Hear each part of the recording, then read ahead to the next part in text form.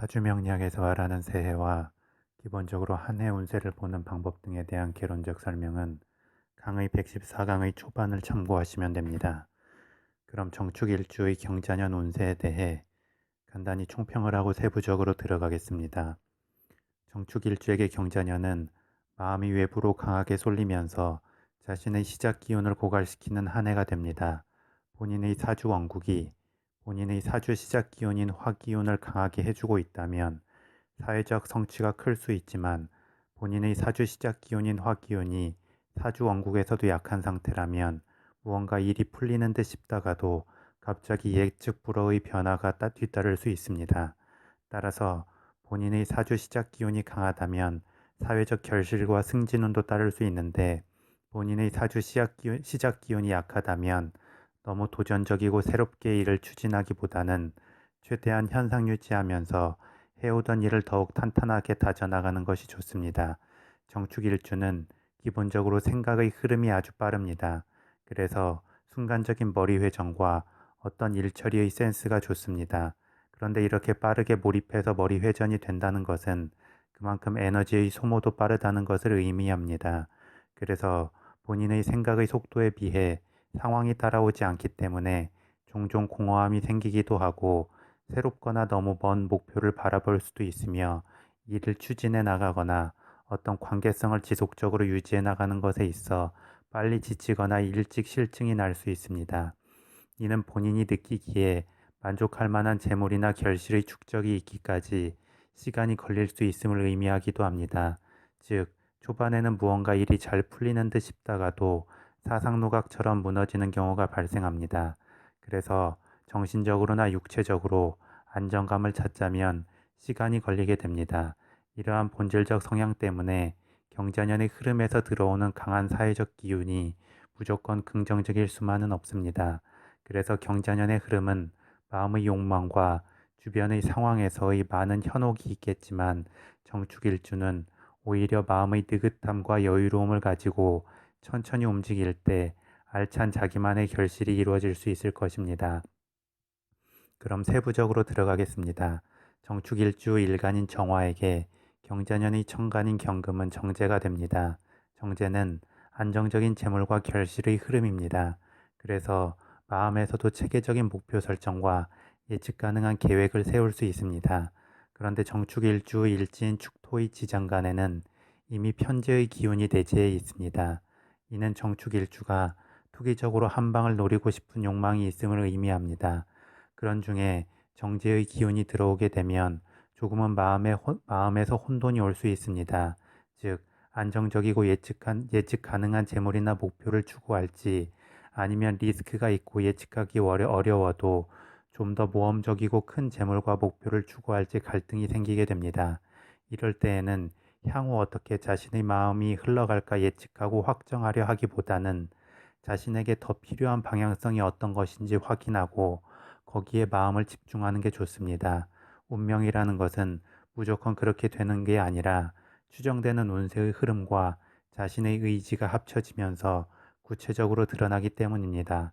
따라서 정축일주는 경자년의 흐름에서 재성의 기운에서 혼잡이 오지만, 또 그 재성의 기운은 평관의 기운으로 흘러가게 되기 때문에 재성의 단계에서 무언가 예측하기 어려운 목표를 추구하면 그 다음으로 더 큰 혼란이 올 수 있습니다.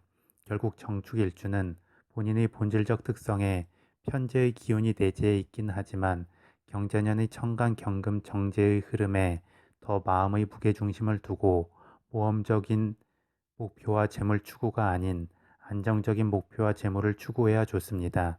최대한 기계적으로 프로그램된 상태로 움직일수록 그 다음으로 이어지는 평관의 권위가 살아나면서 사회적 지위나 권한이 높아질 수 있습니다. 다음 정축일주 일간인 정화에게 경자년의 지지인 자수는 평관이 됩니다. 정축일주는 이미 축토의 지장간 안에 평관의 기운이 내재해 있습니다. 그런 중에 또 운세 흐름에서 평관의 기운이 들어오게 됩니다. 또한 정축일주의 지장간에는 편재의 기운이 있고 경자년의 천간에는 정제의 기운이 있어서 평관으로 기운이 흐르게 되고 평관의 기운을 더욱 강화시키게 됩니다. 이 편관의 기운은 충분히 감당을 하면 강력한 권위가 생기고 명예가 올라가며 승진운도 좋아지게 됩니다. 그런데 감당하지 못하면 정관의 기운보다 더 크게 변화와 변동에 휩쓸릴 수 있습니다. 따라서 정축일주는 경자년의 흐름이 재성에서 관성으로 흐름이 강하기 때문에 적절히 마음의 속도를 줄여주고 관성의 기운을 완충해줄 인성의 기운을 키워야 좋습니다. 인성의 기운은 내면의 기운이고 상황을 관조하면서 신중하게 움직이는 기운이며 관성의 법칙처럼 기존의 것을 지키고 유지하려는 기운도 됩니다.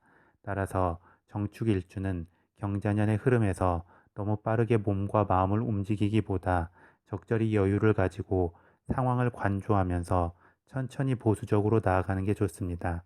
다음 정축일주 일지인 축토와 경자년의 지지인 자수는 자축합을 이루어 토기운으로 변화하게 됩니다.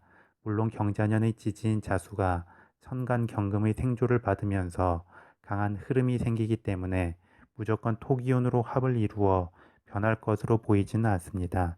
만약 합을 이루어 토기운으로 변화하면 정축일주에게는 식상의 기운이 강해지는 것이 되고, 만약 합을 이루지 않고 수기운으로 그대로 존재한다면 편관의 기운이 강해지는 것이 됩니다.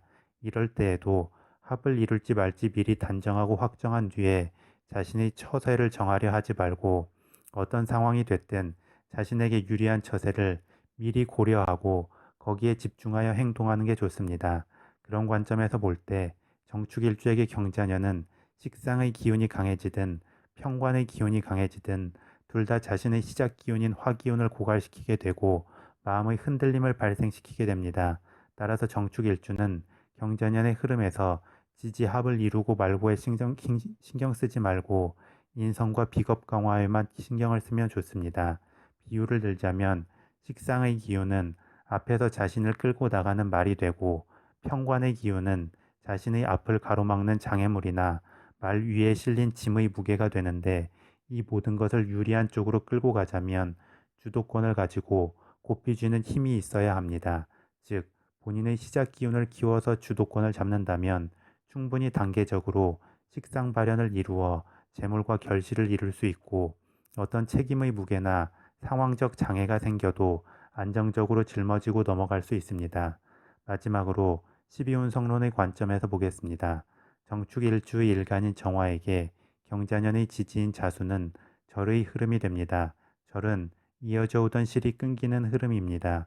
그래서 기존의 흐름과 새로운 흐름의 중간 단계에 해당하는 흐름이 바로 절이 됩니다. 그만큼 극적인 변화의 시작에 해당하기도 합니다. 그리고 이 극적인 변화는 긍정적으로 갈 수도 있고 부정적으로 갈 수도 있습니다.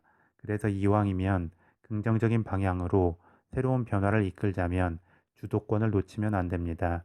이는 정축일주가 경자년의 흐름에서 본인이 감당하기 힘든 큰 목표나 새로운 목표를 추구하지 말고 어떤 힘든 상황 앞에서 너무 단호하고 결기 있게 행동하기보다 여유를 가지고 상황을 포용하고 완충하는 것이 좋다는 것을 의미합니다.